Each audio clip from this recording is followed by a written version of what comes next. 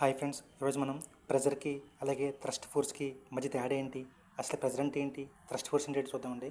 ఫస్ట్గా క్యామెల్ ఉంది కదండి, అంటే తెలుగులో ఒంటె అంటారు కదా. ఒంటె అనేది ఎడారి ప్రదేశంలో ఎందుకు ఈజీగా నడుస్తుంది, రోడ్డు మీద ఈజీగా నడదు.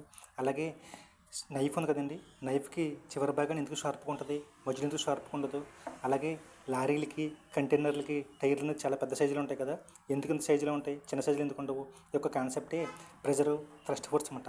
అసలు థ్రస్ట్ ఫోర్స్ అంటే ఏంటి, ప్రెజర్ అంటే చూద్దాం. థ్రస్ట్ ఫోర్స్ అంటే ఏంటంటే నెట్ ఫోర్స్ అనేది పర్టికులర్ డైరెక్షన్ అప్లై అవుతే దాన్ని ఏమంటారంటే థ్రస్ట్ ఫోర్స్ అంటారు. థ్రస్ట్ ఫోర్స్ అంటే ఏంటంటే నెట్ ఫోర్స్ అనేది పర్టికులర్ డైరెక్షన్ అప్లై అవుతే దాన్ని ఏమంటారంటే థ్రస్ట్ ఫోర్స్ అంటారు. అలాగే ప్రెజర్ ఏంటంటే ఫోర్స్ పర్ యూనిట్ ఏరియా ఏమంటారంటే ప్రెజర్ అంటారు అనమాట.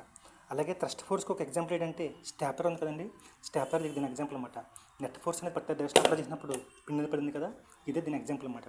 అదేందా ఫ్రెండ్స్, ఇదే ప్రెజర్కి థ్రస్ట్ ఫోర్స్కి మధ్య సంబంధం అన్నమాట. Thank you so much. ఏదైనా అర్థం అవ్వకపోతే కామెంట్లో రాయండి. Thank you.